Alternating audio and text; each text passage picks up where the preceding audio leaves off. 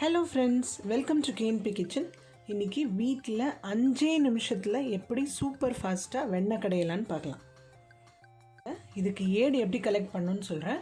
உங்களோட பாலை மினிமம் 2-3 தடவை காய்ச்சிக்கோங்க. நல்லா ஆறினதுக்கப்புறம் ஒரு 6-7 மணி நேரம் உங்களோட ஃப்ரிட்ஜு கூலிங் ஜாஸ்தி இருந்தாலும் பரவாயில்ல, ஆனால் மினிமம் 6-7 மணி நேரம் நீங்கள் கூல் பண்ணிக்கணும். அதுக்கப்புறம் உங்களுக்கு ஏடு நல்லா திக்காக ஃபார்ம் ஆகும்.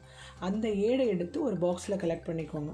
முதல் நாள் நீங்கள் கலெக்ட் பண்ணும்போது ஒரு 3 டேபிள் ஸ்பூன் அதில் மோர் விடணும். அந்த மோர் ரொம்பவும் புளிப்பாக இருக்கக்கூடாது, ரொம்ப புளிப்பு கம்மியாகவும் இருக்கக்கூடாது.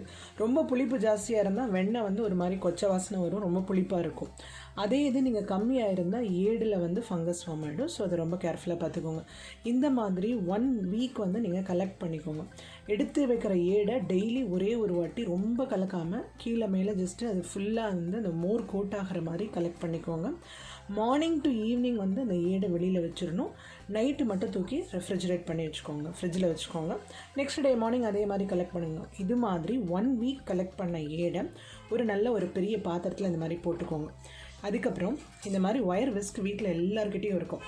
இந்த ஒயர் விஸ்கை வச்சு விடாமல் 5 நிமிஷம் நீங்கள் விஸ்க் பண்ணணும். விஸ்க் பண்ணிங்கன்னா உங்களோட வெண்ணெய் வந்துடும். இப்போ பார்க்கலாம்.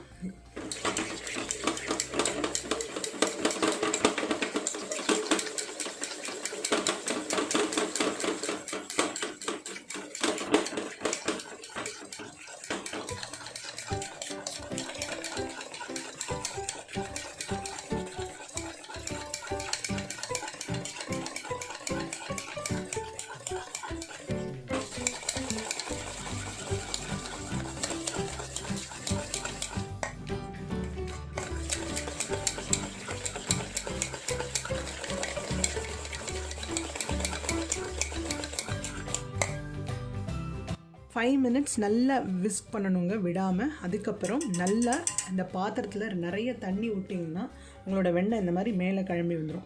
இப்போ நீங்கள் கை வச்சு எடுத்திங்கன்னா அப்படியே அந்த சூட்டுக்கு அது மெல்ட் ஆக ஆரம்பிச்சிடும். இதை ஒரு 10-15 நிமிஷம் நல்லா ஃப்ரிட்ஜில் வச்சுட்டு சில்லாக இருக்கும்போது அந்த பட்டரை எடுத்துகிட்டு 2-3 வாட்டி அலசிட்டு ஒரு நல்ல ஏர்டைட் கண்டெய்னரில் ஸ்டோர் பண்ணி வச்சுக்கலாம். 10 நிமிஷம் ஃப்ரிட்ஜில் வச்சதுக்கப்புறம் நல்லா இந்த மாதிரி பார்த்திங்கன்னா வெண்ணெய் நல்லா உருட்டுறதுக்கு நல்லா வரும். இப்போ இதை தண்ணியில் போட்டுட்டு நல்லா இதை ஒரு 2 வாட்டி நல்லா அலசணும். அப்போ தான் அந்த மோர் இருக்கிற ஸ்மெல்லெல்லாம் போகும். அதுக்கப்புறம் நீங்கள் ஒரு ஏர்டைட் கண்டெய்னரில் போட்டு வச்சுக்கிட்டிங்கன்னா இதை நீங்கள் ஃபுட்டில் ஏதாவது யூஸ் பண்ணுறதுனாலும் யூஸ் பண்ணிக்கலாம். இல்லை நீங்கள் இதை நெய் காய்ச்சறதுக்கு கூட 1 வீக் வரைக்கும் வச்சு யூஸ் பண்ணிக்கலாம். யூஸ்வலாக நம்ம என்ன பண்ணுவோம், இதுக்கு இன்னொரு சிம்பிள் மெத்தட் சொல்கிறேன். இதுக்கு நான் ஃப்ரிட்ஜில் 10 மினிட்ஸ் கூட வச்சுருக்க வேண்டாம். ஐஸ் கோல்டு வாட்டர் நீங்கள் ரெடியாக வச்சுருந்தீங்கன்னா 5 நிமிஷம் விஸ்க் பண்ணதுக்கப்புறம் இந்த ஐஸ் கோல்டு வாட்டர் விட்டிங்கன்னா உடனே வெண்ணெய் திரண்டு மேலே வந்துடும். நீங்கள் அப்போ எடுத்துக்கலாம். நம்ம ஏடு எடுத்துகிட்டு நிறைய தண்ணி குத்தி நம்ம சிலுப்பும் போது நம்மளுக்கு ஸ்டில் ஒரு ஃபீல் இருக்கும், கொஞ்சமாவது வெண்ணெய் இருக்கும், நம்ம கடைஞ்சிக்கிட்டே இருப்போம். இப்போ பார்த்தீங்கன்னா பாருங்கள், வெறும் வாட்டர் மட்டும்தான் இருக்குது. இதுதான் கரெக்டான ஈஸியான மெத்தட். 5 நிமிஷத்தில் நீங்கள் வெண்ணெய் கடையிறதுக்கு கரெக்டாக ஃபாலோ பண்ணுங்கள். ஃப்ரெண்ட்ஸ், 5 நிமிஷத்தில் வெண்ணெய் எப்படி எடுக்கணுங்கிறத கற்றுட்ருப்பீங்கன்னு நினைக்கிறேன். ரொம்ப யூஸ்ஃபுல்லாக இருக்கும்னு நினைக்கிறேன். இது இந்த ஏடு எடுக்கிறத மேக்ஸிமம் ஒரு 1 வீக்லேருந்து 10 டேஸ் வரைக்கும் நீங்கள் கலெக்ட் பண்ணிக்கோங்க. எண்ட் ஆஃப் 10th டே நீங்கள் பட்டர் எடுத்துருங்க. அப்போ தான் நல்லாயிருக்கும். உங்களோட நெய் காய்ச்சினிங்கன்னா ரொம்ப ஃப்ரெஷ்ஷாக இருக்கும்.